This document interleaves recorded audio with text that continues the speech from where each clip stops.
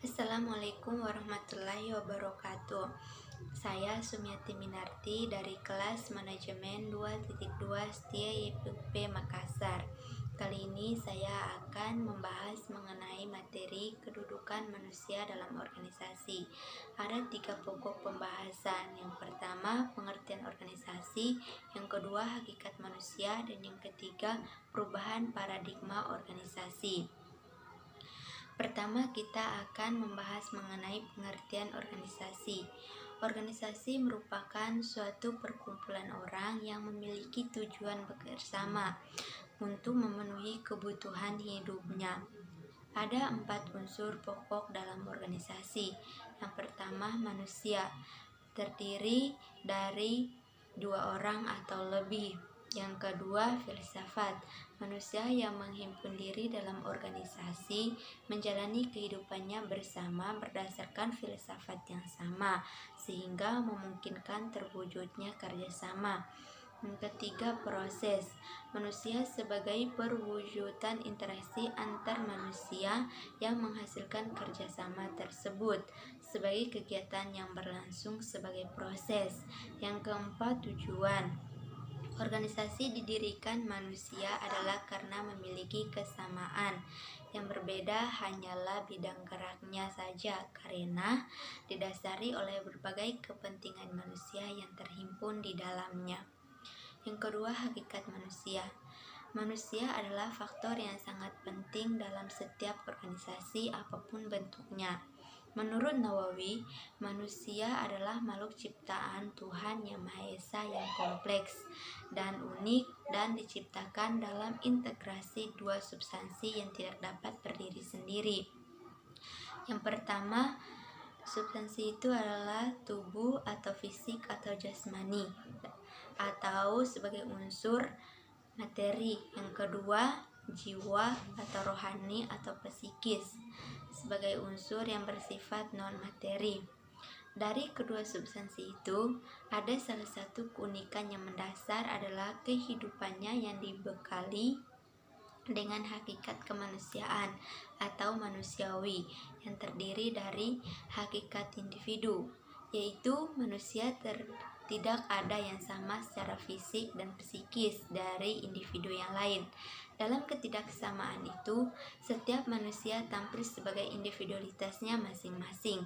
Berarti setiap orang atau setiap individu tidak menginginkan dirinya dihargai karena orang lain, melainkan dia menginginkan dihargai karena dirinya sendiri.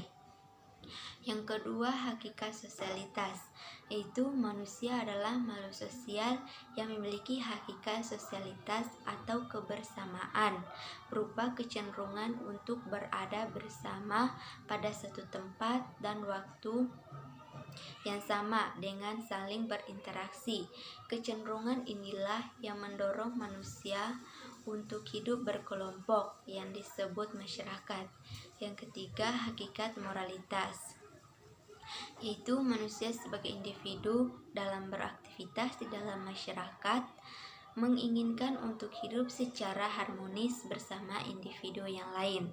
Pada prinsipnya, setiap manusia agar hidup layak berdasarkan hakikat kemanusiaannya, manusia mempunyai kebutuhan yang harus dipenuhinya. Ada 2 para ahli yang berpendapat di sini. Yang pertama, Nawawi. Menurutnya kebutuhan ada 3.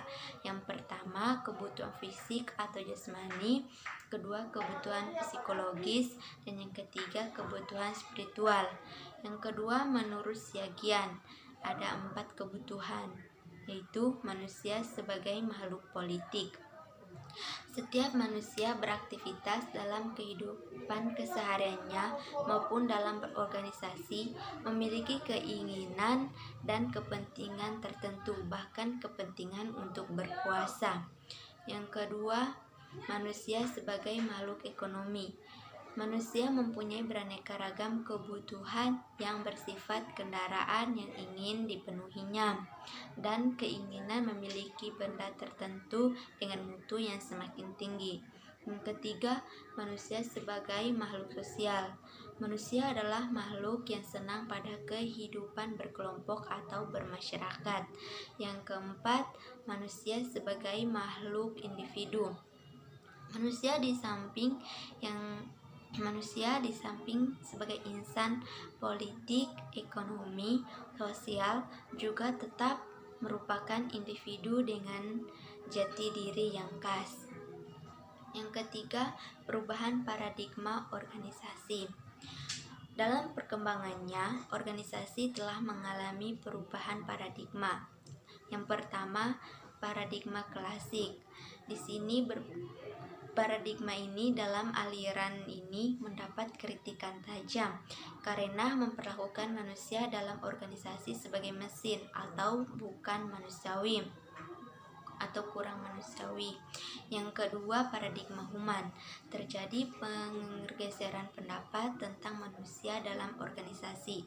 Manusia dilihat sebagai makhluk sosial yang dapat membentuk sendiri kelompok-kelompok informal sesuai dengan keinginannya dan ingin bekerja pada kondisi yang menyenangkan. Yang ketiga, paradigma kolaborasi. Kita hidup di dunia yang semakin rumit. Banyak hal yang tidak lagi bisa dilakukan sendiri, sehingga kita perlu bekerja sama atau berkolaborasi dengan orang lain. Kolaborasi yang dimaksud di sini adalah model kerjasama masa kini dan masa depan.